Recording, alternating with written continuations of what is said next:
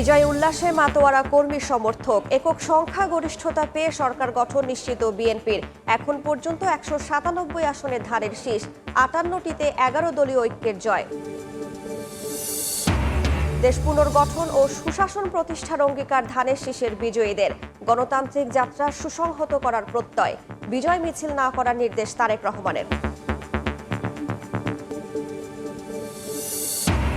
এবং বিশেষ দলকে সুবিধা দিতে জনরায় বদলে দেওয়ার চক্রান্ত দেখছে ১১ দল। কঠোর আন্দোলনের হুঁশিয়ারি। গণনা শেষ হওয়ার আগেই বিজয়ী ঘোষণার অভিযোগ এনসিপির।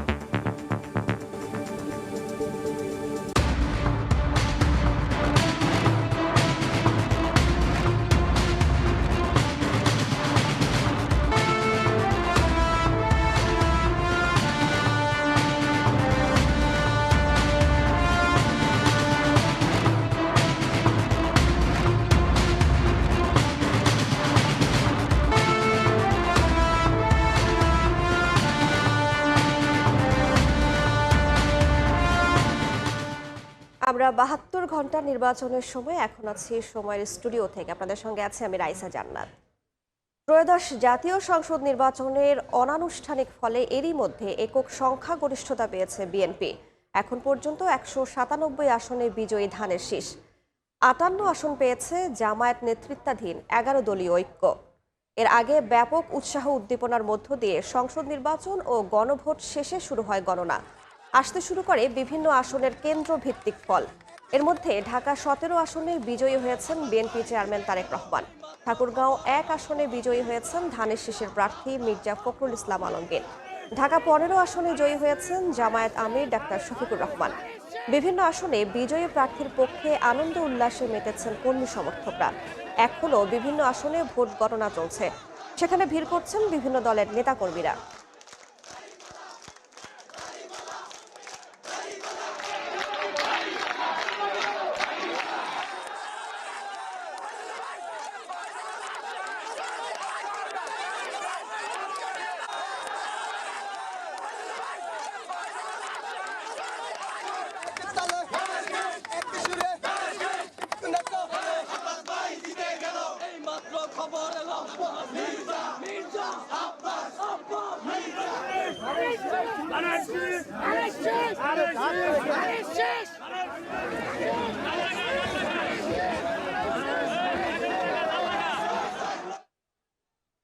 চলছে জাতীয় নির্বাচনের ফল ঘোষণা। রাজধানী সহ সারা দেশের বিভিন্ন কেন্দ্রে আছেন সহকর্মীরা। আমরা শুরুতেই যাচ্ছি ইসিতে কাউসারা চৌধুরী কুমুর কাছে। এখনো নির্বাচন কমিশনে চলছে ফল গণনার কাজ এবং সেটি করছে কখনো নির্বাচন কমিশন সচিব এসে করছেন, আবার কখনো নির্বাচন কমিশনের অতিরিক্ত সচিব এসে ফলাফলটি ঘোষণা করছেন। কারণ তারাও দফায় দফায় পাল্টে যাচ্ছেন, ক্লান্তি আসছে, যার কারণে নিজেরাও সরে যাচ্ছেন চেয়ার থেকে সরে গিয়ে হয়তো আরেকজনকে কথা বলার সুযোগ করে দিচ্ছেন। যদিও এখনও অনেকটা পথ বাকি রয়েছে নির্বাচন কমিশনের। বেসরকারি যে ফলাফল ঘোষণা হচ্ছে, সেই বেসরকারি ফলাফল ঘোষণার এখনও প্রায় অর্ধেক এখনও বাকি রয়েছে, কারণ তাদের হাতে সম্পূর্ণ ফলাফল এসে পৌঁছাতে কিছুটা দেরি হচ্ছে, যেহেতু রিটার্নিং অফিসারের কার্যালয়েও নানা রকম সংখ্যা মিলিয়েই বিশেষ করে প্রতিটা কেন্দ্রের ফলাফল তাদের কাছে হাতে এসে পৌঁছাতে হচ্ছে এবং সেগুলো মোটিভেট করে আবার নির্বাচন কমিশনে পৌঁছানো একটু সময়ের ব্যাপার, লেন্দি প্রসেস, যার কারণে একটু সময় নিচ্ছে নির্বাচন কমিশন। এবং এই সময় নেওয়ার কারণেই মূলত তাদের যে দেরিটা হচ্ছে। তারা বলছে যে হয়তো সেটি যেহেতু এখন ভোর হতে চলেছে, প্রায় 6টা বেজে গেছে, সেক্ষেত্রে আরও কতক্ষণ সময় লাগতে পারে সেটিও একটি ভাবার বিষয়। নির্বাচন কমিশন একটু বিরতি দিচ্ছে, আবার কিছুটা সময় আবারও তাদের হাতে এসে পৌঁছানো মাত্রই কিন্তু তারা ফলাফলটি ঘোষণা করছে। এই বেসরকারি ফলাফল ঘোষণা করা হলেই তার কি হয়তো একদিনের মধ্যেই গেজেট হয়ে যাবে। বিশেষ করে যারা এই যে 299টি আসনে যারা সংসদ সদস্য নির্বাচিত হবেন, বিজয়ী হবেন, তাদের সকলের গেজেট প্রকাশিত হবে, তারপরে কিন্তু শপথ নেওয়ার পালা। অর্থাৎ নির্বাচন কমিশনের যে ভোট নিয়ে যে কর্মযজ্ঞ, বিশাল কর্মযজ্ঞ ছিল, সেই কর্মযজ্ঞ কিন্তু সমাপ্তি হবে যে সংসদ সদস্য হিসেবে যারা মনোনীত হবেন, যারা নির্বাচিত হবেন, তাদের গেজেট প্রকাশ এবং তাদের শপথ গ্রহণের মধ্য দিয়েই নির্বাচন কমিশনের সার্বিক যে কাজের সমাপ্তি, সেই সমাপ্তি শেষ হবে। যেহেতু আমার সাথে এই মুহূর্তে আছেন আমার সহকর্মীও রয়েছেন, সেও কিন্তু সারাদিন একই কাজই করেছেন, নির্বাচন পর্যবেক্ষণ করেছেন, কেন্দ্রগুলোতে ঘুরে দেখেছেন এবং নির্বাচন কমিশনের যে কর্মযজ্ঞ সেটির সাথেও সরাসরি সম্পৃক্ত ছিলেন। আমরা একটু তার সাথেও কথা বলি। আমার সাথে আছেন আমার সহকর্মী রবিন ভুইয়া। আমরা তার কাছে যাই। যে রবিন, কেমন আছেন? আছি ভালো, তবে স্বাভাবিকভাবে যেটি আপনি যে কথাটি বলছেন, যে সবাই তো আজকে যে নির্বাচন পরিচালনার সঙ্গে সম্পৃক্ত যারা ছিলেন একদম গত দিন মানে সকালবেলা থেকে যে ব্যস্ততার, তো আমরাও সেই ব্যস্ততাকে সঙ্গী করিয়ে আছি আর কি। নির্বাচন কমিশনও যেমন একটা বিশাল কর্মযজ্ঞ নিয়েছে, আমরাও কিন্তু তাদের কাজগুলো দেখার জন্য তাদের সাথে সাথে থেকেছি, বিশেষ করে তাদের ভুল ভ্রান্তিগুলো দেখিয়ে দেওয়ার জন্য। যেহেতু গণমাধ্যমের এটি একটি বড় কাজ, সেই কাজে সামিল হওয়ার আমাদেরও সুযোগ হয়েছে এবং দেখার সুযোগ হয়েছে। সারাদিনে কি দেখলেন, নির্বাচন কমিশনের কর্মকাণ্ড কি দেখলেন, এবং ভোটার থেকে শুরু করে প্রার্থী কার কি অবস্থান দেখেছেন, আপনার কাছে দেখে কি মনে হয়েছে? না, যেহেতু এবারের নির্বাচনে মানে নির্বাচন কমিশনার যারা রয়েছেন, প্রধান নির্বাচন কমিশনাররা, তারা তো সকালের দিকে যার যার যে কেন্দ্রগুলো রয়েছে সেগুলোতে তারা ভোটাধিকার প্রয়োগ করেছেন। আর অন্য যে সকল প্রার্থীরা রয়েছেন তারা কিন্তু মোটামুটি সবাই তাদের যে মানে আসনের যে বিভিন্ন কেন্দ্রগুলো রয়েছে সেগুলোতে পর্যবেক্ষণ করা, সেগুলোতে যাওয়া, খোঁজখবর রাখা, সেই বিষয়গুলোর সঙ্গে কিন্তু যে মানে প্রার্থীরাও ব্যস্ত ছিলেন। আর এখানে নির্বাচন কমিশনেও কিন্তু বিভিন্ন রাজনৈতিক দলের প্রতিনিধিরা এসেছিল, এসে তারা তাদের যে অভিযোগ অনুযোগ সেটি কিন্তু ভোট চলাকালীন সময়ে দিয়ে গিয়েছিলেন। আর দুবার কিন্তু নির্বাচন কমিশনের তরফ থেকে ব্রিফিং করে ভোট পড়ার যে তথ্য বা সার্বিক নির্বাচনী পরিস্থিতি সেগুলো কিন্তু গণমাধ্যমকে ব্রিফ করা হয়েছিল। আর সন্ধ্যার পর থেকে এখনও অবধি আসলে যে ফলাফল সংগ্রহ ও পরিবেশন কেন্দ্র থেকে নির্বাচন কমিশন তাদের যেই আনুষ্ঠানিক যে ফলাফল সেটি আসলে যে ঘোষণা করে যাচ্ছে, এবং এখন তারা একটি বিরতি নিয়েছে ফজরের নামাজ আদায় করার জন্য। তো এখন পর্যন্ত নির্বাচন কমিশনের মোটা দাগে এই তাদের যে কর্মব্যস্ততা বা তাদের যে কর্মযজ্ঞ। আমরা আমরা একটা জিনিস দেখেছি এই যে ভোটের মধ্যে, একটা কিন্তু কিছু কিছু আসনে একেবারে হাড্ডাহাড্ডি লড়াই হয়েছে। যেমন হয়তো নতুন পুরনো মিলেই একটা টক্কর হয়েছে। যদি ঢাকা ৮ আসনের কথাই বলি, সেখানে একজন প্রবীণ এবং নবীনের মিলে যে খেলাটা হয়েছে, সেটাকে কিভাবে দেখবেন?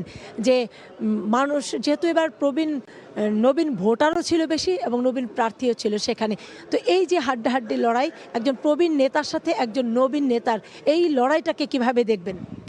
না, যদি আপনি ঢাকা ৮ আসনের কথা যদি বলতে যান, সেই আসনটি কিন্তু যে বলা যায় যে এটা আলোচনার কেন্দ্রে ছিল। সারা দেশের মধ্যেই আসলে যে অন্যতম একটি আলোচিত আসন, বিশেষ করে নাসিরুদ্দিন পাটোয়ারির বিভিন্ন ধরনের বক্তব্য, মির্জা আব্বাস সেখানে একজন বিএনপির প্রভাবশালী নেতা।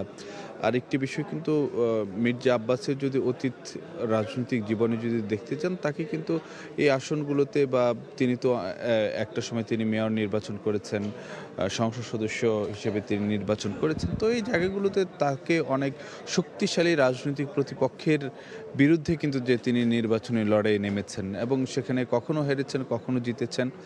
কিন্তু এবারের যে প্রেক্ষাপটটা সেটি একটি সম্পূর্ণ ভিন্ন, যে একজন তরুণ প্রার্থীর বিরুদ্ধে তাকে লড়তে হয়েছে, যিনি আসলে যে তার বয়সের যদি একটি তুলনা করতে যাই, দুজনের মধ্যে কিন্তু বেশ ফারাক ছিল। তো যাই হোক, তো এরকম একটি পরিস্থিতির মধ্যে যে আলোচনার কেন্দ্রে ছিল নির্বাচনী ফলাফলেও কিন্তু সেটি দেখা যাচ্ছে। সেখানে কিন্তু যে ভোটের ব্যবধান একেবারে খুবই কম, মানে ৫,০০০-এর নিচে ছিল, মানে এরকম একটি অবস্থা। এর মধ্যে দিয়ে কিন্তু যে সেই আসনের যে ভোটের যে ফয়সালা সেটি কিন্তু হয়ে গেল, এবং ফলাফল এখানে ঘোষণা করা বা ফলাফল আসা, সেখানে কিন্তু নানান সময় নানান রকম গুঞ্জন, নানান রকম কথাবার্তা, নানান রকম নাটকীয়তা, সেগুলো কিন্তু সেই আসনটি ঘিরে কিন্তু ছিল। তো এটা নিশ্চয়ই যে অন্য যে কোনো আসনগুলোর তুলনায় এই আসনটি আসলে যে বাড়তি মনোযোগ কেড়েছে আমরা নির্বাচন যে প্রচারণার সময় এবং ফলাফলের সময়, ২ সময়ই।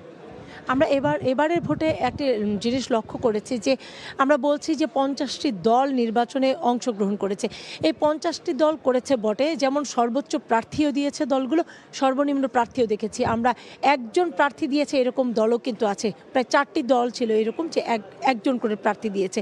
এবং একই সাথে আমরা এটিও দেখেছি যে নির্বাচন কমিশনের নিবন্ধিত দল কিন্তু তাদের দল থেকে বের হয়ে দলের হয়তো চেয়ারম্যান ছিলেন, তিনি পদত্যাগ করে, আমরা যদি ঢাকা ১৩ আসনে যিনি বিএনপি প্রার্থী ছিলেন ববি হাজ্জাজ, ওনার কিন্তু একটা আলাদা দল ছিল এনডিএম, সেই দলের প্রধান ছিলেন তিনি, সেই দল থেকে পদত্যাগ করে কিন্তু বিএনপিতে যোগ দিলেন শেষ সময়ে গিয়ে এবং একটি আসনের জন্য।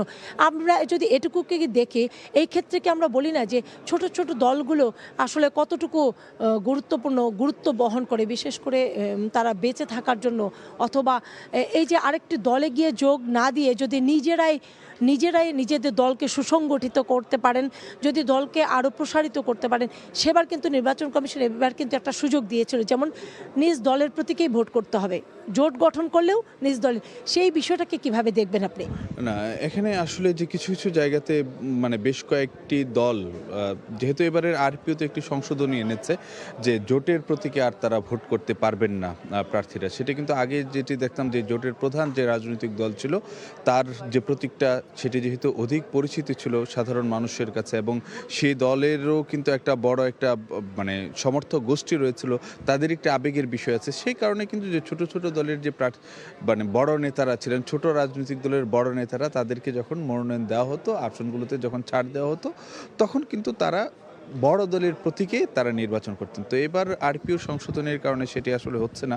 কিন্তু একটি বিষয় যে কিছু কিছু রাজনৈতিক দল হয়তো মানে নিজেদের দল মানে বিলীন করে হয়তো বিএনপিতে গিয়ে যোগ দিয়েছে। যেমন আমি যদি বলতে যাই, বাংলাদেশ এলডিপির কথা বলতে যাই, জাতীয় দলের কথা বলতে চাই, এরকম কিছু। আবার কিন্তু বিপরীত চিত্র আছে এবং তারা কিন্তু যে নির্বাচনে কিন্তু জয়ীও হয়ে এসেছেন। আমরা যদি একটু নূরের কথাই বলি না কেন, সেই নূর ভিবি নূর হিসেবে পরিচিত নুরুল হক নূর, সেই নূর তো পটুয়াখালী থেকে নূর জিতে এসেছেন। সাকির কথা বলি, সাকিও তো মানে মাথাল প্রতীক নিয়ে নির্বাচন করেছেন, নূর ট্রাক প্রতীক নিয়ে নির্বাচন করেছেন। সো যদি আপনার গ্রহণযোগ্যতা থাকে, তাহলে অনেক ক্ষেত্রে যে ছোট দলের প্রতীক নিয়েও কিন্তু যে জোটবদ্ধভাবে নির্বাচন করে কিন্তু জিতে আসা যে সহজ, সেটা নূর একটা উদাহরণ হিসেবে হলো। এবং সাকি মানে আমাদের যদি বলতে যাই যে জুনায়েদ সাকির গণসংহতি আন্দোলনের জুনায়েদ সাকি এবং গণ অধিকার পরিষদের। তবে কমিশনের এই সিদ্ধান্তটা কিন্তু খুবই একটা সঠিক সিদ্ধান্ত ছিল। বিশেষ করে এই যে আমরা যদি আমরা ধরি যে আওয়ামী লীগ এই মুহূর্তে নেই, যেহেতু তার দলকে এই মুহূর্তে তার দলকে স্থগিত ঘোষণা করছে, দলের কার্যক্রম স্থগিত ঘোষণা করেছে সরকার, সেই ক্ষেত্রে কিন্তু তারা ভোটে অংশ নিতে পারেনি। যে ভোটে অংশ নিতে পারেনি তার মানে তখন ধরে নি যে মানে বিকল্প আমরা বিকল্প খুঁজে পাচ্ছি না, যে এই দল চলে গেলে এই দল চলে যাবে।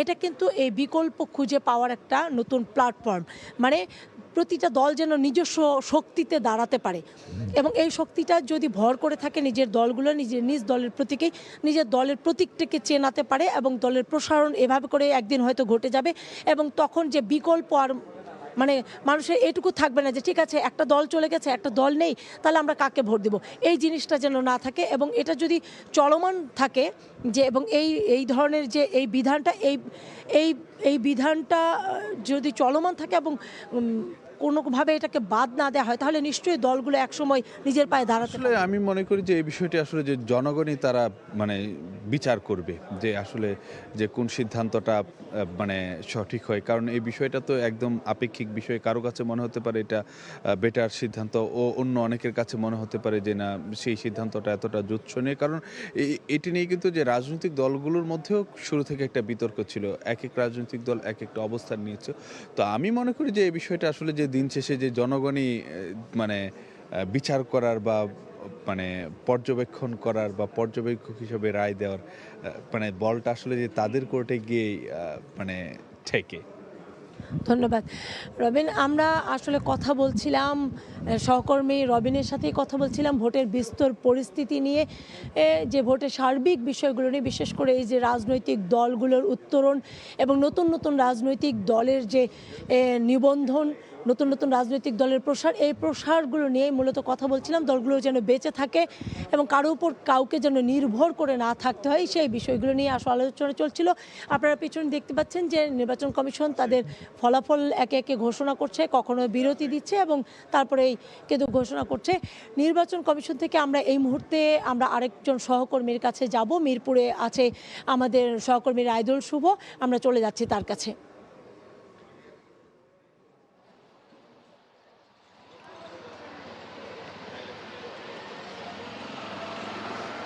কুমু, আপনি তো আসলে নির্বাচন কমিশন অফিস থেকে দেশের বিভিন্ন প্রান্তের সেই নির্বাচনের ভোটের ফলাফল ঘোষণার খবর জানাচ্ছিলেন, সেখানকার পরিস্থিতিগুলো এবং দেশের বিভিন্ন জায়গার আসলে কে কত ভোটে বিজয়ী হয়েছে। আমি যদি আসলে সকাল থেকে কিন্তু মাঠ পর্যায়ে ছিলাম, সেই গতকালকে সকাল 7:30 থেকে যখন ভোট কেন্দ্রের খোলা হয়, ভোট গ্রহণ শুরু হয়, তখন থেকে শুরু করে ভোট গ্রহণ শেষ 4:30, গণনা এবং ফলাফল ঘোষণা সব কিছু মিলিয়ে যদি আমি ভোটের মাঠের চিত্রের কথা বলি, সেক্ষেত্রে আমি বলা যেতে পারে যে ঢাকার বেশ কয়েকটা আসন কিন্তু এই বিএনপি জামাত সহ যেই বিজয়ীরা হয়েছেন, আমি এখন বর্তমানে যদি কথা বলতে চাই, আছি ঢাকা 14 আসনের মিরপুর 1 নম্বর মাজার রোডের সামনে।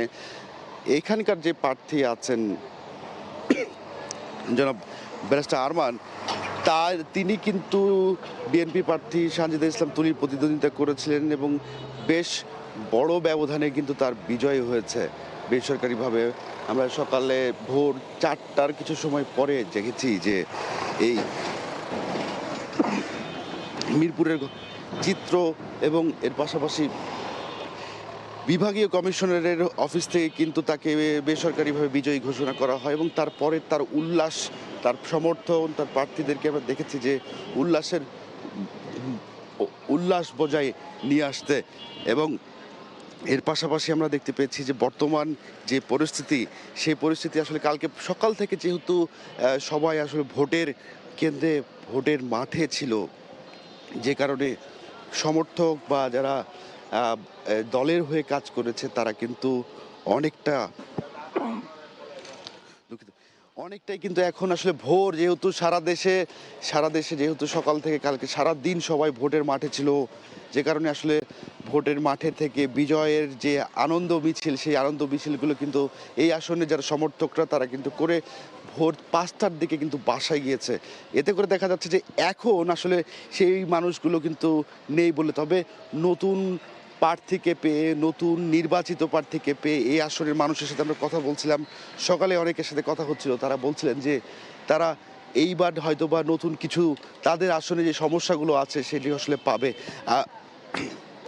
আরেকটি খবর জানিয়ে রাখতে চাই যে গতকালকে রাতের যে ঢাকা 16 আসন রয়েছে, সেই 16 আসনের বিএনপি প্রার্থী আমিনুল হক এবং জামাতের প্রার্থী বাতেন, ওনাদের মধ্যে কিন্তু একটি ভোট নিয়ে বেশ অভিযোগ দায়ের করেছিলেন আমিনুল হক। তারপরে দেখা যাচ্ছে যে রিটার্নিং কর্মকর্তা নতুনভাবে আবার সেই বেসরকারিভাবে ভোট গণনা করে কিন্তু ঘোষণা দেন যে বাতেন তিনি এগিয়ে আছেন জামাতের প্রার্থী। এর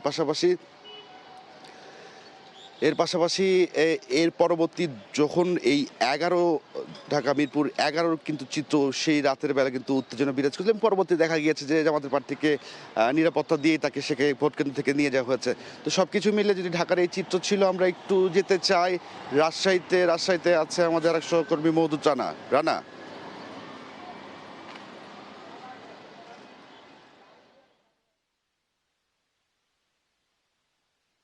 কাটিয়ে কোনো ধরনের বিশৃঙ্খলা বা বড় ধরনের অনাকাঙ্ক্ষিত ঘটনা ছাড়াই সুষ্ঠুভাবে রাজশাহীর যে 6টি সংসদীয় জাতীয় সংসদ নির্বাচন এবং গণভোট সেটি শেষ হয়েছে এবং এখানে ফলাফলে রাজশাহীর 6টি সংসদীয় আসনে বাংলাদেশ জাতীয়তাবাদী দল বিএনপির 4 জন প্রার্থী এবং বাংলাদেশ জামায়াতে ইসলামীর 2 জন প্রার্থী তারা জয়লাভ করেছেন। এবং গতকাল ভোট গণনা থেকে শুরু করে এখন পর্যন্ত খুব বেশি কোনো ধরনের অনাকাঙ্ক্ষিত ঘটনা ঘটেনি এবং বলা চলে যে শান্তিপূর্ণ উপায়ে আসলে নির্বাচনের পরবর্তী যে সময় সেটি পার হচ্ছে। এবং আমরা দেখেছি যে এখনো আইন শৃঙ্খলার যে রক্ষা বাহিনীগুলো রয়েছে সেগুলো রাজশাহীর যে গুরুত্বপূর্ণ সড়কগুলো রয়েছে সেখানে টহল দিচ্ছেন এবং আইন শৃঙ্খলা রক্ষাকারী বাহিনী নিয়োজিত রয়েছেন। আমরা যেটি দেখেছি যে নির্বাচনের পর থেকেই এক ধরনের সংখ্যা ছিল যে আসলে বড় ধরনের অনাকাঙ্ক্ষিত ঘটনা ঘটে কিনা, এবং সেই পরিস্থিতির মধ্য দিয়েই প্রচার প্রচারণা হয়েছে এবং গতকাল দিনভর ভোট গ্রহণ অনুষ্ঠিত হয়েছে এবং গতকাল রাতে যথারীতি এখানে ফলাফল ঘোষিত হয়। তো সেখানে প্রার্থী সহ সংশ্লিষ্টরা সবাই বলছিলেন যে একটি সুন্দর নির্বাচন হয়েছে, যেখানে বড় ধরনের কোনো ধরনের বিচ্ছিন্ন ঘটনা ছাড়া কোনো ধরনের অনাকাঙ্ক্ষিত ঘটনা ঘটেনি। এবং আপনাদেরকে জানিয়ে রাখি যে এখানে বিএনপির যে 4 জন প্রার্থী ছিলেন তারা বেশ কিছুটা ব্যবধানে জয়লাভ করেছেন। অন্যদিকে জামাতে ইসলামীর যে 2 জন প্রার্থী যেখানে জয়লাভ করেছেন সেখানে খুব বেশি হাড্ডাহাড্ডি লড়াই হয়েছে এবং খুবই স্বল্প ভোটে এখানে সংসদ সদস্য তারা নির্বাচিত হয়েছেন। এবং গতকাল রাত 2টোর সময় বেসরকারি যে ফলাফল সেটি ঘোষণা করা হয়েছে। এখনো সরকারিভাবে যে জয়ের তালিকা বা প্রার্থীদের যে প্রজ্ঞাপন সেটি হয়নি। এবং এখানে আমরা যেটি দেখেছি যে আজকে জেলা প্রশাসন হয়তো সেটি করবেন। অন্যদিকে যে বিজয় মিছিল বা এই ভোটের জয়ের পর প্রার্থীদের যে আনন্দ উদযাপন সেটি আসলে হয়নি। তারা বলছেন যে তারা কিছুটা সময় রয়ে শোয়ে তারা সেই আনন্দ উদযাপন করতে চান। আমি এখানে রাজশাহী যে 1 গোদাগাড়ি আসনটি রয়েছে, রাজশাহী 1 গোদাগাড়ি আসনে 2 জন প্রার্থীর মধ্যে প্রতিদ্বন্দ্বিতা হয়েছে। মূলত সেখানে বিএনপির যিনি ছিলেন মেজর শরীফ উদ্দিন তিনি, এবং অন্যদিকে তার বিপরীতে ছিলেন বাংলাদেশ জামাতে ইসলামের প্রার্থী মুজিবুর রহমান সেখানে জয়লাভ করেছেন। এবং আমি যে আসনটিতে রয়েছি রাজশাহী সদর 2 আসন, এখানে বিএনপির মিজানুর রহমান মিনু তিনি সেখানে জয়লাভ করেছেন। তার নিকটতম যিনি প্রার্থী এখানে ছিলেন জামাত ইসলামের জাহাঙ্গীর ইসলাম। অন্যদিকে রাজশাহী 3 আসনে জয়লাভ করেছেন অ্যাডভোকেট শফিকুল আলম মিলন, তিনি বিএনপি থেকে জয়লাভ করেছেন। এবং রাজশাহীর যে 4 বাগমারা আসন সেখানে মূলত বিএনপির প্রার্থী জয়লাভ করেছে। অন্যদিকে রাজশাহী 5 সেখানে বিএনপির নজরুল মন্ডল তিনি সেখানে জয়লাভ করেছেন। সেখানে তার প্রতিদ্বন্দ্বিতা হয়েছে যিনি বাংলাদেশ জামাতে ইসলামের প্রার্থী ছিলেন। অন্যদিকে রাজশাহীর 6 যে আসনটি রয়েছে সেখানে বিএনপির প্রার্থী আবু সাইদ চাঁদ তিনি জয়লাভ করেছেন। এবং 5 এবং 6 আসনে বিএনপির যে 2 জন প্রার্থী জয়লাভ করেছেন তারা বলা চলে যে বড় ব্যবধানে জয়লাভ করেছেন। এবং আমরা যেটি দেখেছিলাম যে গতকাল এখানে দিনভর যে নির্বাচন হয়েছে সেই নির্বাচনে এখানে বলা হচ্ছিল যে বাংলাদেশ জামাতে ইসলামের সাথে বিএনপির যে প্রার্থীরা রয়েছে তাদের এক ধরনের হাড্ডাহাড্ডি লড়াই হবে। এবং আমরা ভোট যখন শেষ হয়েছে, ফল গণনা শেষ হয়েছে, আমরা দেখেছি 2টি আসনে হাড্ডাহাড্ডি লড়াই হয়েছে, বাকিগুলোতে খুব সহজেই বিএনপি প্রার্থীরা জয়লাভ করেছেন। এবং রাজশাহীতে 70.33 ভাগ ভোট গ্রহণ সম্পন্ন হয়েছে। সবচেয়ে বেশি ভোট প্রদান করেছে রাজশাহী 1 গোদাগাড়ি তানোর আসনের ভোটাররা। অন্যদিকে সবচেয়ে কম ভোট প্রদান করেছে এই রাজশাহী 2 আসন, আমি যে আসনে রয়েছে সদর আসনে, সেখানে আসলে কম ভোট প্রদান করেছে। আমরা সাধারণ মানুষের সাথে কথা বলেছি, ভোটারদের সাথে কথা বলেছি, ভোট বিশ্লেষকদের সাথে কথা বলেছি। তারা বলছেন যে কোনো ধরনের বিশৃঙ্খলা ছাড়া, কোনো ধরনের অনাকাঙ্ক্ষিত ঘটনা ছাড়া এত বড় একটি আয়োজন আসলে হয়েছে এবং সেটির জন্য যারা এই আয়োজন করেছে তারা অবশ্যই ধন্যবাদ প্রাপ্য। আমরা এই নির্বাচনী পর্যবেক্ষণের আরো খবর জানবো চট্টগ্রাম থেকে, সেখানে জানাবেন আমাদের সহকর্মী ফেরদৌস লিপি। 16টা আসনের মধ্যে 14টা আসনে ধানের শীষ বিএনপি জয়যুক্ত হয়েছে, 2টিতে দাঁড়িপাল্লা জামায়াতে ইসলামের প্রার্থী জয়যুক্ত হয়েছে। প্রায় রাত 3টা সাড়ে 3টা পর্যন্ত রিটার্নিং কর্মকর্তা যারা আছেন তারা কিন্তু ফলাফল ঘোষণা করেছেন। বিশেষ করে জেলা উপজেলাগুলো থেকে যে তথ্যগুলো আসছিল সেগুলো ঘোষণা করতে কিছুটা দেরি হয়। এবং আপনারা জানেন যে চট্টগ্রাম 1 সেটা মিরসরাই আসন, সেখানে বিএনপি ধানের শীষ প্রতীক নুরুল আমিন জয়ী হয়েছেন এবং তার নিকটতম যে প্রতিদ্বন্দ্বী সেটা দাঁড়িপাল্লা জামায়াতে ইসলামের, তিনি হচ্ছে সাইফুল রহমান। চট্টগ্রাম 2 যেটা ফটিকছড়ি আসন, এই এই আসনে বিএনপির প্রার্থী সরোয়ার আলম জয়ী হয়েছেন, তবে উচ্চ আদালতের নির্দেশে তার ফলাফল স্থগিত থাকবে এবং তার নিকটতম যে প্রতিদ্বন্দ্বী দাঁড়িপাল্লার নুরুল আমিন পরাজিত হয়েছেন। সন্দ্বীপ চট্টগ্রাম ৩ আসন, সেই ৩ আসনে বিএনপি ধানের শীষ প্রতীক মোস্তফা কামাল পাশা তিনি জয়যুক্ত হয়েছেন এবং তার নিকটতম যে প্রতিদ্বন্দ্বী জামায়াতে ইসলামী দাঁড়িপাল্লা প্রতীকে আলাউদ্দিন শিকদার তিনি পরাজিত হয়েছেন। চট্টগ্রাম ৪ আসন সীতাকুণ্ড, সেই সীতাকুণ্ডে ধানের শীষের যে প্রতীক আসলাম চৌধুরী তিনি বেসরকারিভাবে জয়যুক্ত হয়েছেন, তবে তার ফলাফলও উচ্চ আদালতের নির্দেশ অনুযায়ী স্থগিত করেছে নির্বাচন কমিশন এবং তার প্রতিদ্বন্দ্বী নিকটতম যে প্রতিদ্বন্দ্বী সেটা ছিলেন জামায়াতে ইসলামের দাঁড়িপাল্লা প্রতীকে আনোয়ার সিদ্দিক। চট্টগ্রাম ৫ আসন হাটাজারি, এই আসনে ধানের শীষ প্রতীকে ব্যারিস্টার মীর মোহাম্মদ হেলাল উদ্দিন জয়যুক্ত হয়েছেন এবং তার যে নিকটতম প্রতিদ্বন্দ্বী সেটা হচ্ছে 11 দলীয় জোট প্রার্থী মাওলানা নাসির উদ্দিন মুনির। এই হচ্ছে চট্টগ্রামের যে ৫-৬ এর বাইরে যে আসনগুলো রয়েছে, বিশেষ করে আপনারা জানেন যে রাউজানে হচ্ছে ধানের শীষ প্রতীক গিয়াসউদ্দিন কাদের চৌধুরী তিনি জয়যুক্ত হয়েছেন, তার নিকটতম প্রতিদ্বন্দ্বী কিন্তু ছিল মোমবাতি প্রতীক ইলিয়াস নুরি। এবং চট্টগ্রাম ৭ আসন যেটা রাঙ্গুনিয়া পড়েছে, রাঙ্গুনিয়ায় ধানের শীষ প্রতীকে হয়েছেন হুম্মাম কাদের চৌধুরী এবং তার নিকটতম প্রতিদ্বন্দ্বী ছিলেন দাঁড়িপাল্লার ডাক্তার এটিএম রেজাউল করিম।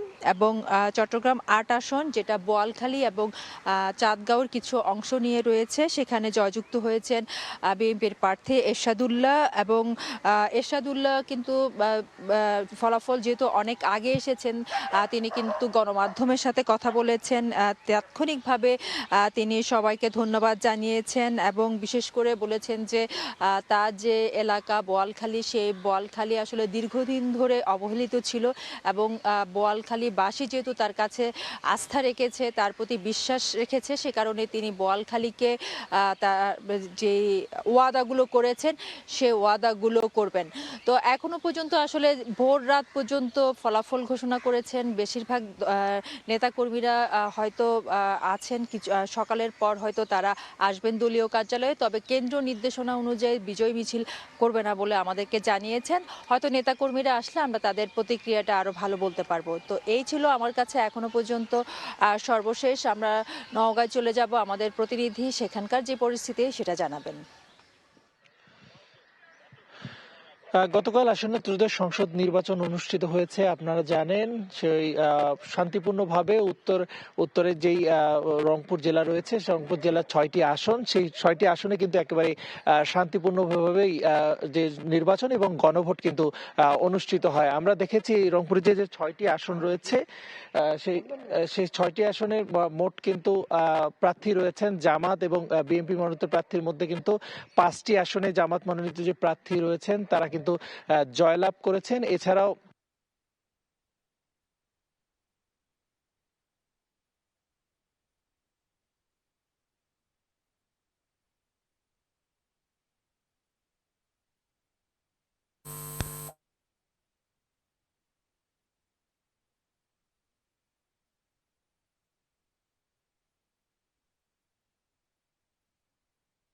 রয়েছেন নাক্তার হোসেন, তার সমর্থকদের সাথে কিছু কিছু যারা জামাত কোনো ধরনের বড় কোনো কিন্তু ঘটনা ঘটেনি। আমি যদি একটু রংপুর 3 আসনের কথা বলি, সেখানে কিন্তু আসলে জামাত মনোনীত হেভিওয়েট প্রার্থী রয়েছেন মাহবুবা রহমান বেলাল, তিনি কিন্তু আসলে জয়লাভ করেছেন। এবং আমি যদি রংপুর 5-এর কথা বলি, সেখানেও কিন্তু জামাত মনোনীত প্রার্থী রয়েছেন অধ্যাপক গোলাম রব্বানী, তার সঙ্গে ধানের শীষ প্রতীকে তারও একই নাম অধ্যাপক গোলাম রব্বানী, তাকে পরাজিত করে কিন্তু জামাত মনোনীত প্রার্থী রয়েছেন অধ্যাপক গোলাম রব্বানী, তিনি কিন্তু জয়লাভ করেছেন। এছাড়াও রংপুর 6 আসনে কিন্তু সেখানেও আমরা দেখেছি ধানের শীষ প্রতীকে যিনি রয়েছেন সাইফুল ইসলাম, তাকে পরাজিত করে যে নুরুল যে আছেন তিনি কিন্তু আসলে জামাত মনোনীত প্রার্থী, তিনিও কিন্তু এই পীরগঞ্জ আসন।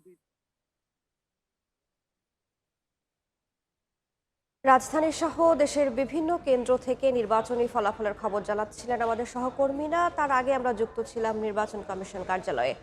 ত্রয়োদশ জাতীয় সংসদ নির্বাচনে বিজয়ের পর দেশ গড়ার অঙ্গীকার করেছেন বিএনপির বিজয়ী প্রার্থীরা। তারা বলেছেন, জনগণের রায়কে সম্মান জানিয়ে সুশাসন প্রতিষ্ঠা, জবাবদিহিমূলক রাষ্ট্র ব্যবস্থা গড়ে তোলা এবং গণতন্ত্রের অভিযাত্রাকে আরও সুসংহত করাই হবে তাদের অগ্রাধিকার। মানুষের ভোটের মর্যাদা রক্ষা করে একটি ন্যায়ভিত্তিক ও অংশগ্রহণমূলক রাষ্ট্র গঠন কাজ করার প্রত্যয় ব্যক্ত করেছেন তারা। ঠাকুরগাঁ 1 আসনের যারা ভোটার্স এবং জনগণ, তাদের কাছে আমি ঋণী এবং ঋণ শোধ করা আমার পক্ষে আদৌ সম্ভব কিনা যায় না। তা আমি চেষ্টা করব, যদি সুযোগ পাই আমার কাজের মধ্য দিয়ে ঠাকুরগাঁ জনগণের কল্যাণের জন্য আমি কাজ করব। তো আমাদের যে ম্যানিফেস্টোতে যেটা বলা আছে এবং আমাদের ভিশন 31, ভিশন 2030 এটা দেওয়া আছে, এগুলোর আলোকেই আমরা আমাদের দেশকে এগিয়ে নিয়ে যাওয়ার চেষ্টা করব। বিজয় উল্লাস করার মধ্যে দিয়ে আমরা কোনো উত্তেজনা সৃষ্টি করতে চাই না। আর এই বিজয় আমাদের কাছে প্রত্যাশিত ছিল।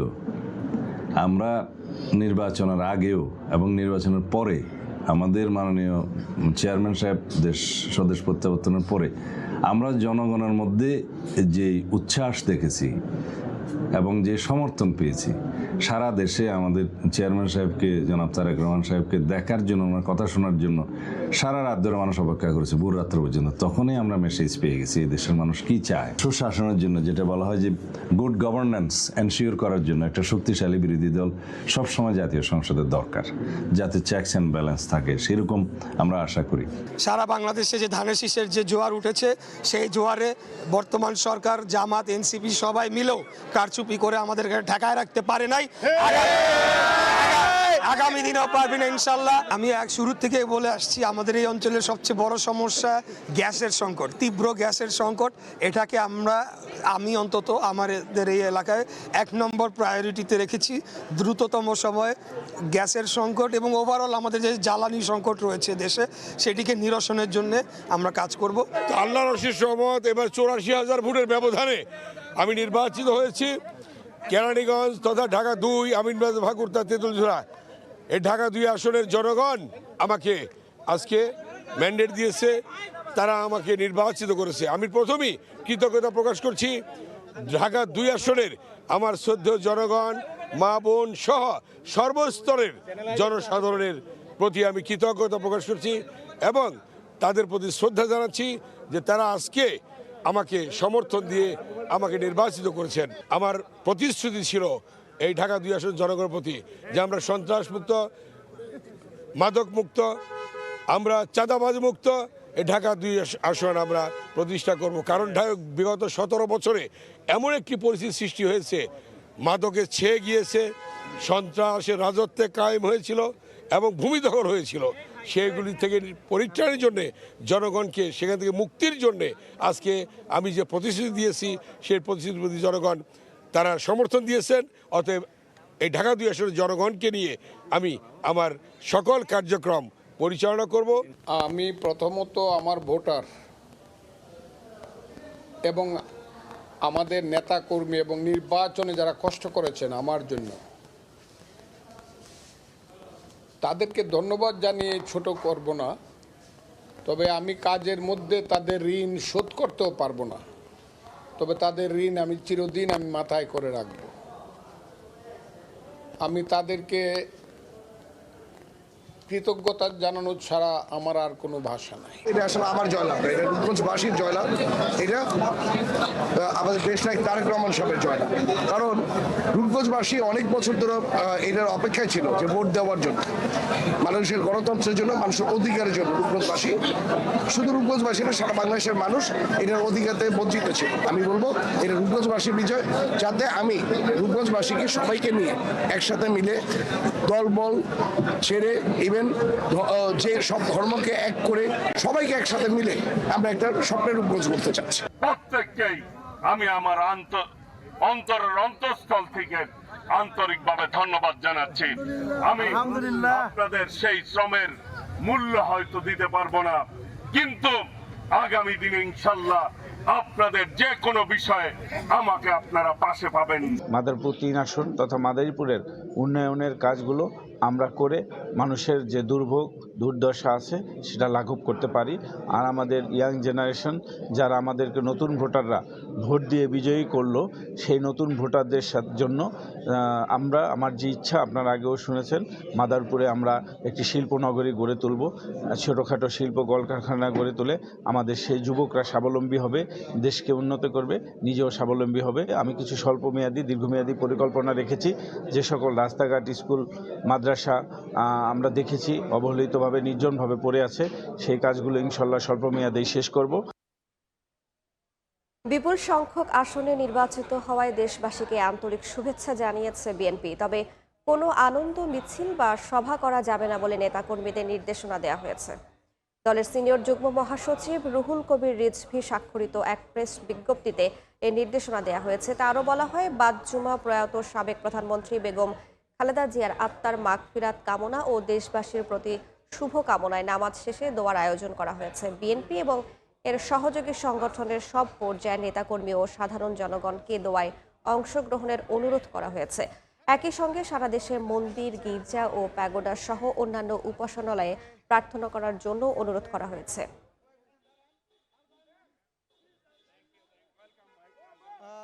গাড়ি ভর্তি এখন এগোচ্ছে। জনগণের জন্য কাজ করার অঙ্গীকার করেছেন 11 দলীয় ঐক্যের বিজয়ী প্রার্থীরা। তারা আরও বলেন, এই নির্বাচনের মাধ্যমে স্বৈরাচারকে ঘৃণা ভরে প্রত্যাখ্যান করেছে জনগণ, ফিরে এসেছে গণতন্ত্র।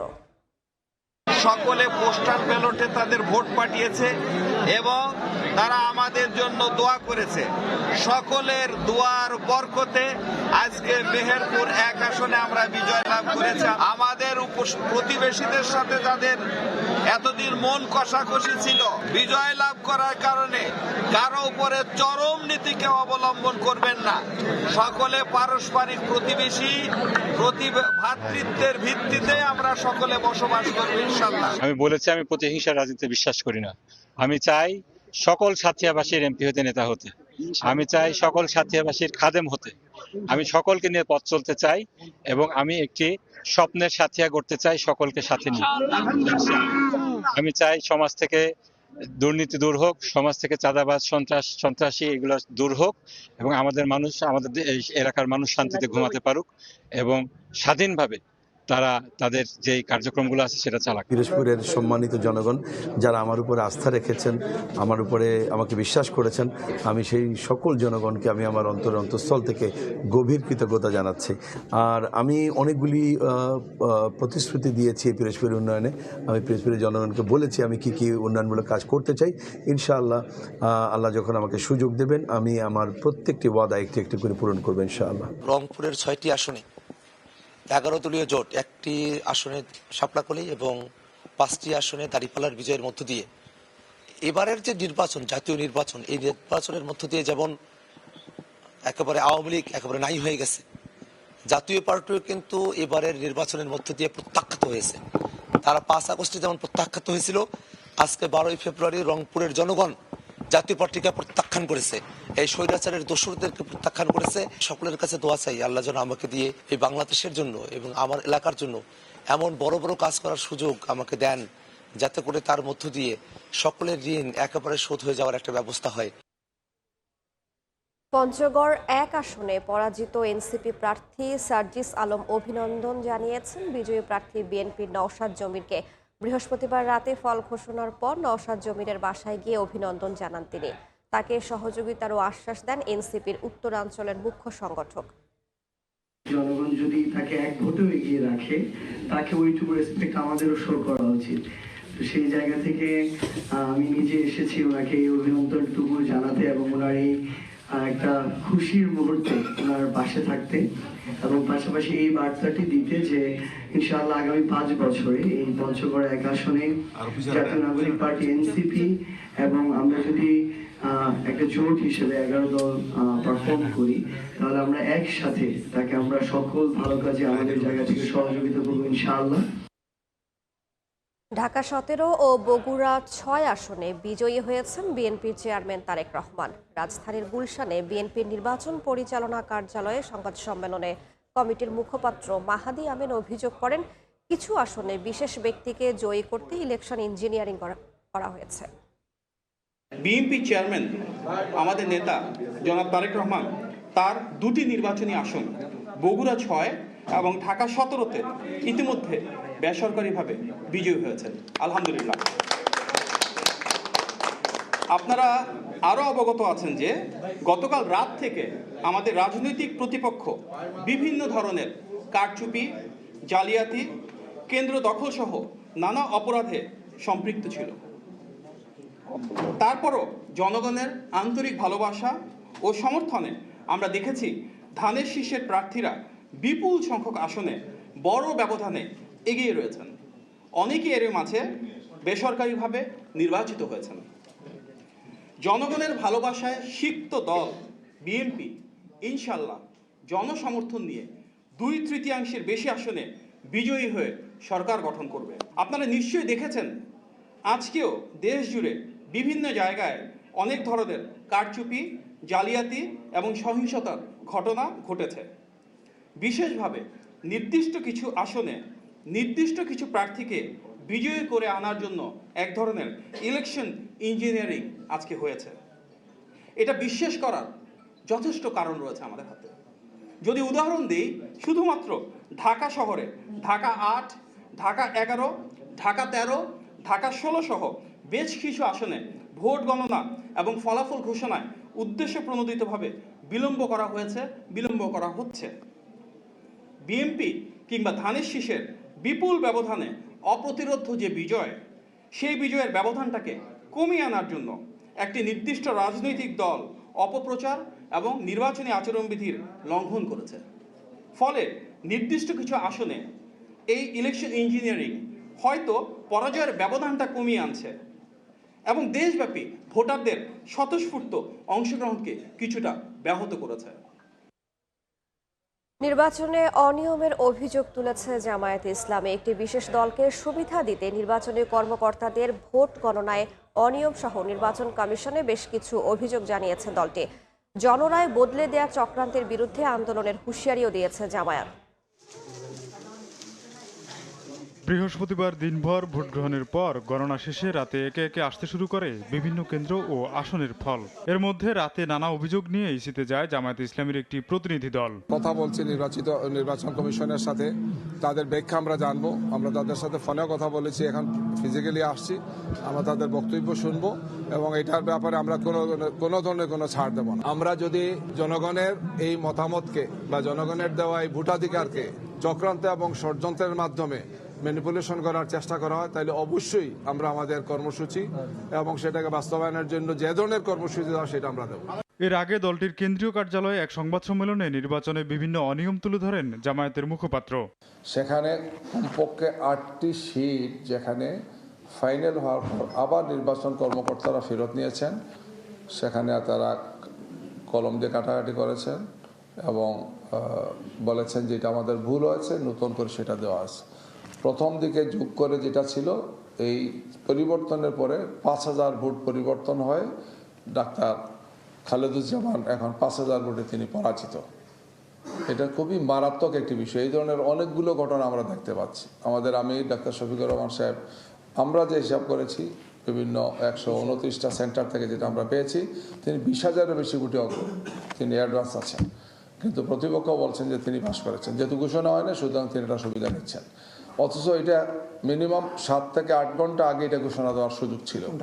ঢাকার মতো একটা আসন যেখানে 3 লাখের মতো ভোটার, খুব ইজিলি সেটা সম্ভব। অর্থাৎ খুবই পরিকল্পিতভাবে এবং উদ্দেশ্য প্রণোদিতভাবে এই ধরনের চক্রান্ত এবং ষড়যন্ত্রগুলো করা হচ্ছে। এছাড়া কিছু আসনে গণনা শেষ হওয়ার পরও ফল প্রকাশ না করা, কিছু আসনে গণনা শেষ হওয়ার আগেই গণমাধ্যমে ফল প্রকাশ করার অভিযোগ করেন জামায়াতের আমির ডাক্তার শফিকুর রহমান। আমরা যতদূর জানতে পেরেছি, সংস্কারের জন্য যে গণভোট ছিল, সেই গণভোটের পক্ষে হা ভোট বেশি পড়েছে। এই জন্য আমরা দেশবাসীকে আন্তরিক মোবারকবাদ জানাই। যদিও অফিসিয়ালি এটা ডিক্লেয়ার করা হয় নাই, সরকার গঠনের জন্য যে নির্বাচন হয়েছে সেখানে মূল প্রতিদ্বন্দ্বিতা ছিল মূলত 2টা জোটের মাঝেই বলতে হবে। বেশ কিছু ঘটনা ঘটেছে, আমরা এগুলা কম্পাইল করছি। বেশ কিছু আসনে আমাদের জানা মতো আমরা এগিয়ে আছি এবং গণনাও কমপ্লিট, কিন্তু স্থানীয়ভাবে যারা রিটার্নিং অফিসার আছেন তারা ঘোষণা দিচ্ছেন না, ঝুলিয়ে রেখেছেন। তা আমরা বুঝতে পারছি না এটা কেন। পুরানা রাজনীতির সংস্কৃতিতে আমরা ফিরে যেতে চাই না, আমরা ইতিবাচক ধারার রাজনীতি করতে চাই। রাজনীতি যদি দেশের মানুষের জন্য হয় তাহলে যারা রাজনীতি করবেন তাদেরকে এই কথা মেনে নিতে হবে যে পাশ করার গ্যারান্টি নিয়ে কোনো নির্বাচন হয় না, কোনো রাজনীতি হয় না। স্বাভাবিক একটা নির্বাচন যখন হবে সবাই জিতবে না, কেউ জিতবে কেউ হারবে, এটাই গণতন্ত্রের সৌন্দর্য। আমাদের দেশে কিছু সংস্কৃতি আছে, আমরা এই সংস্কৃতিকে পাল্টানোর পক্ষে। তবে আমাদের কিছু অবজারভেশন আছে, সেই অবজারভেশনগুলো আমরা জাতির সামনে তুলে ধরার পক্ষে। জামায়াতে ইসলামীর নেতৃত্বে ত্রয়োদশ জাতীয় সংসদ নির্বাচনে অংশ নিচ্ছে এনসিপি সহ 11 দলীয় জোট। বসিয়ে রাখা হলো দীর্ঘ সময়। তোফাজ্জল হোসাইন, সময় সংবাদ, ঢাকা।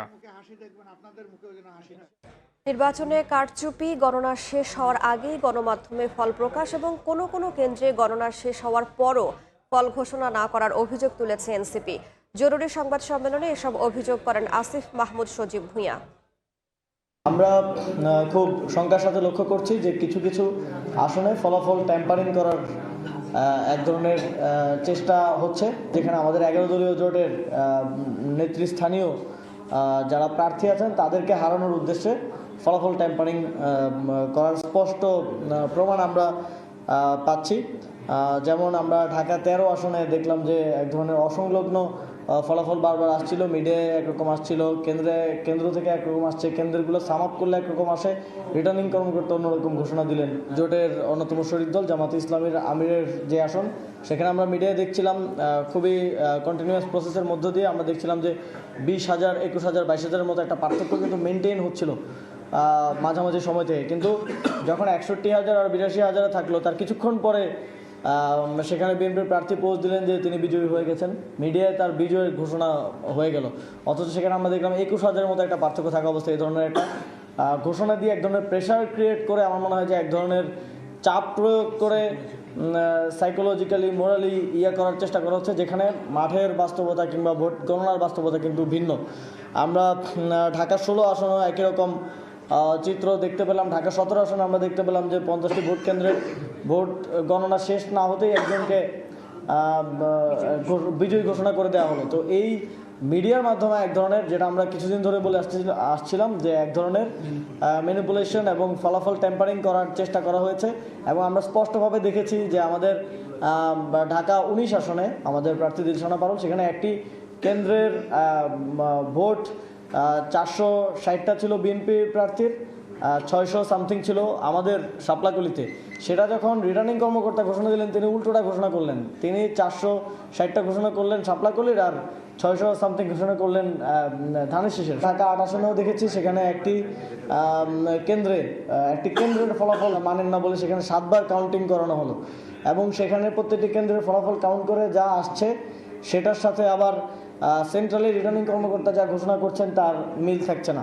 ঢাকা 11 আসনে আমরা দেখেছি সেখানে আমরা প্রত্যেকটি কেন্দ্রের ফলাফল যোগ করে দেখছি সেখানে নাহিদ ইসলাম 5,000-এরও বেশি ভোটে, প্রায় 6,000-এর কাছাকাছি ভোটে তিনি এগিয়ে আছেন, কিন্তু রিটার্নিং কর্মকর্তা যা ঘোষণা করেছেন সেখানে তিনি 1,500-এর মতো ভোটে এগিয়ে আছেন, যদিও সেখানেও তাকে বিজয়ী ঘোষণা করা হয়েছে।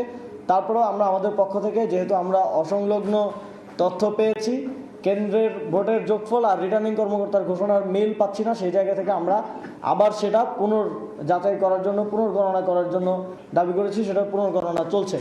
তো এইরকম কিছু কিছু জায়গায় খুবই কম মার্জিন আমরা দেখেছি, অনেকেই হেরে গেছেন, অনেকেই জিতে গেছেন, 200, 300, 500 ভোট, 1000 ভোট, 2000 ভোট। সেখানে যদি এরকম 3000, 4000 ভোটের হিসাবে, কেন্দ্রের হিসাবে একরকম, রিটার্নিং কর্মকর্তার হিসাবে একরকম, মিডিয়াতে অন্যরকম আমরা দেখতে পাই, এটা আমাদের মধ্যে একটা সুষ্ঠু নিরপেক্ষ নির্বাচন এবং ভোট গণনার ক্ষেত্রে একটা সন্দেহ তৈরি করে। চাইল্ডিশ ওয়েতে ফলাফল ট্যাম্পারিং করা হচ্ছে বলে আমরা অভিযোগ পাচ্ছি, এবং আমরা নির্বাচন কমিশনকে বলবো অবশ্যই এই বিষয়গুলো খতিয়ে না দেখা পর্যন্ত, এই অভিযোগগুলো স্পষ্টভাবে আমলে নিয়ে এই বিষয়ে সুস্পষ্ট ব্যাখ্যা না দেওয়া পর্যন্ত সেই আসনগুলোর যেন কোনো ফলাফল ঘোষণা করা না হয়। ইতিহাসের সেরা নির্বাচন হয়েছে বলে মন্তব্য করেছেন প্রধান নির্বাচন কমিশনার AMM নাসির উদ্দিন। বলেন, ইসির সব ধরনের কষ্ট সফল হয়েছে। আমরা অত্যন্ত আনন্দিত সবাই মিলে অনেক দিনের একটা প্রত্যাশিত একটা সুন্দর নির্বাচন আমরা সবাই মিলে জাতিকে উপহার দিতে পেরেছি। বরং করুণাময়ের দরবারে শুকরিয়া আদায় করছি। আমাদের যে চেষ্টা, যে কষ্ট, সেটা সার্থক হয়েছে বলে আমরা মনে করি। এবং সকাল থেকে আমরা বিভিন্ন মিডিয়ায় দেখছিলাম, মোটামুটিভাবে এই দেশের ইতিহাসে, নির্বাচনের ইতিহাসে যে কোনো মানদণ্ডে যদি আপনি বিচার করেন, এটা একটা বেশ ভালো নির্বাচন হিসাবে এটাকে গণ্য করা যায়। আমার খুবই ভালো লেগেছে। আমরা ওয়াদা করেছিলাম যে একটা ফেস্টিভ মোডে, উৎসব মুখর পরিবেশে একটা নির্বাচন আমরা উপহার দেব জাতিকে, নিরপেক্ষ, একদম সম্পূর্ণ নিরপেক্ষ এবং ক্রেডিবল একটা ইলেকশন উপহার দেব। এবং আমরা বিশ্বাস করি আমরা এটা পেরেছি, উপহার দিতে পেরেছি। এটা সবাই স্বীকৃতি দিচ্ছে। আপনারা সাংবাদিক ভাইরা, ভাই বোনেরা, আপনারা স্বীকৃতি দিচ্ছেন। আমি টক শোগুলো দেখতেছিলাম, টক শো সাধারণত দেখার সময় হয় না, দেখতেছিলাম, আমার খুবই ভালো লেগেছে। কিছু ত্রুটি বিচ্যুতি সীমাবদ্ধতা থাকবেই। এটা 18 কোটি লোকের দেশ, 127 মিলিয়ন ভোটারের দেশ। আর যদি রেফারেন্ডাম সহ যদি ধরি 254 মিলিয়ন ব্যালট আমাদেরকে ছাপাতে হয়েছে, বিলি করতে হয়েছে। আপনাদের সহযোগিতা না হলে কিন্তু আমরা এই সুন্দর নির্বাচনটা উপহার দিতে পারতাম না। আমরা আপনাদের কাছে অত্যন্ত কৃতজ্ঞ, দেশবাসীর কাছে কৃতজ্ঞ, রাজনৈতিক নেতৃবৃন্দের কাছে কৃতজ্ঞ এবং রাজনৈতিক দলের কাছে কৃতজ্ঞ, ভোটারদের কাছে কৃতজ্ঞ। আমার যে ল এনফোর্সমেন্ট এজেন্সির প্রায় 17 লক্ষ লোক কাজ করেছে, আমাদের ভোট কালেক্টর যারা ভোট কালেক্ট করেছেন, এবং আইনশৃঙ্খলা বাহিনীর প্রায় 9.5 লক্ষ মিলিয়ে প্রায় 17.5 লক্ষ লোক এখানে কাজ করেছে এই ভোটে। অনেক দেশে 17.5 লক্ষ লোকই নাই, কিন্তু আমরা এদেরকে কোঅর্ডিনেট করে একটা সুন্দর নির্বাচন আয়োজন আমরা করতে পেরেছি আপনাদের সবার সহযোগিতা নিয়ে। আমাদের প্রত্যাশা থাকবে, এই যে একটা সুন্দর নির্বাচন হলো, আমি বলবো না যে এটা পারফেক্ট নির্বাচন, পারফেক্ট নির্বাচন কোথাও হয় না। আমি আমেরিকান নির্বাচন দেখেছি, আপনারাও দেখেছেন, অনেক ধরনের সমস্যা সৃষ্টি হয়। সুতরাং যেটুকু হয়েছে আমার মনে হয় অতীতের ইতিহাস যদি আমরা দেখি, ইনশাল্লাহ যে কোনো মানদণ্ডে এটা অত্যন্ত ভালো নির্বাচন, গ্রহণযোগ্য নির্বাচন। কারণ যে জাতিকে যে ওয়াদা আমরা দিয়েছিলাম, সে ওয়াদা আমরা পরিপূর্ণ করতে পেরেছি বলে আমরা মনে করি। এখানে একটা বিষয় বলে রাখা ভালো, যেহেতু একটা রেফারেন্ডাম একটা আছে আমাদের একসাথে, ভোট গুনতে একটু সময় লাগছে, পোস্টাল ব্যালট বিষয়টা আছে, একটু ভোট গুনতে সময় লাগছে। এখন আমি আমার রুমে বসে দেখতেছিলাম, টিভি চ্যানেলগুলোতে কিন্তু কেউ অনেককে জিতে যাচ্ছে, অনেক কত ভোট পেয়েছে দেখে এরা তাদের প্রাইভেট সোর্সে দিচ্ছে। This is not official result. আমরা অফিসিয়াল রেজাল্ট যা পাচ্ছি, আমাদের কাছে যা এসছে পর্যন্ত, আমাদের সিনিয়র সেক্রেটারি মহোদয় এগুলা ঘোষণা করবেন। আমরা কিন্তু অত্যন্ত ট্রান্সপারেন্ট থাকতে চাই। আমরা কোনো লুকোচুরিতে বিশ্বাস করি না। আমরা বারবার করে বলে আসছি, আমাদের সাংবাদিক ভাই বোনেরা আমাদের থার্ড আই, এরা হচ্ছেন আমাদের সিসি ক্যামেরা। এদের ক্যামেরার তলে আমরা সব কিছু সমাধান করতে চাই। সারা দেশের মানুষ দেখুক, আমাদের মিডিয়া কর্মীদের মাধ্যমেই দেখুক। আমরা সবাইকে দেখাতে চাই আমাদের মধ্যে কোনো ধরনের কোনো লুকোচুরি নাই। আমরা সম্পূর্ণ ট্রান্সপারেন্ট একটা নির্বাচন দেওয়ার চেষ্টা করেছি। নির্বাচন কমিশনে চলছে ব্রিফিং, সরাসরি যাচ্ছি সেখানে।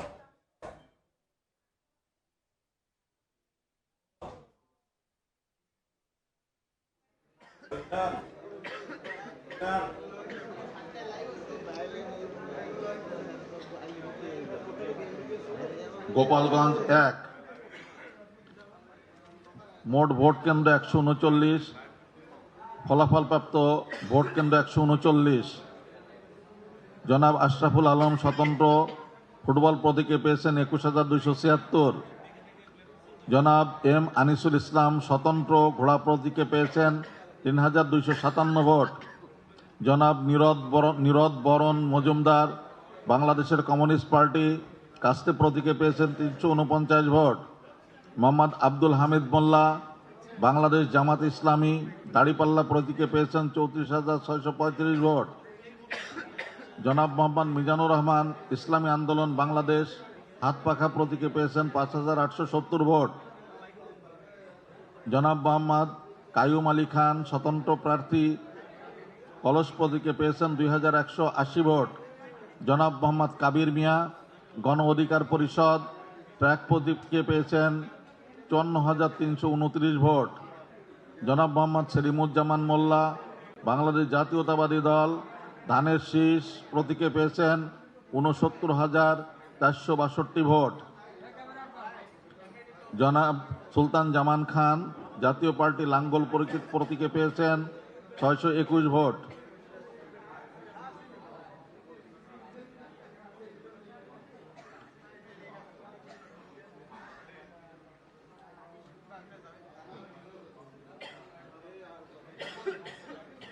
গোপালগঞ্জ 2 মোট ভোট কেন্দ্র 152, ফলাফল প্রাপ্ত ভোট কেন্দ্রের সংখ্যা 152। জনাব উৎপল বিশ্বাস স্বতন্ত্র প্রার্থী ফুটবল প্রতীকে 8,665 ভোট। এইচ.এম. খান মঞ্জু স্বতন্ত্র প্রার্থী হরিণ প্রতীকে 33,039 ভোট। কামরুজ্জামান ভূঁইয়া স্বতন্ত্র প্রার্থী টেলিফোন মার্কায় টেলিফোন প্রতীকে 27,891 ভোট। কে.এম. বাবর বাংলাদেশ জাতীয়তাবাদী দল ধানের শীষ প্রতীক নিয়ে পেয়েছেন 40,048 ভোট। তসলিম শিকদার ইসলামী আন্দোলন বাংলাদেশ হাতপাখা প্রতীকে পেয়েছেন 2,911 ভোট। দিন মোহাম্মদ গণ অধিকার পরিষদ ট্র্যাক প্রতীকে পেয়েছেন 305 ভোট। মাহমুদ হাসান জাকের পার্টি গোলাপফুল প্রতীকে পেয়েছেন 1,371 ভোট। মোহাম্মদ সিরাজুল ইসলাম সিরাজ স্বতন্ত্র প্রার্থী টেবিল ঘড়ি প্রতীকে পেয়েছেন 2,819 ভোট। রনি মোল্লা স্বতন্ত্র প্রার্থী তালা প্রতীকে পেয়েছেন 403 ভোট। জনাব রিয়াজ সারোয়ার মোল্লা জাতীয় পার্টি লাঙ্গল প্রতীকে পেয়েছেন 419। সরাসরি যুক্ত ছিলাম নির্বাচন কমিশনে, দেখছেন নির্বাচনের সময়, সঙ্গেই থাকুন সময়।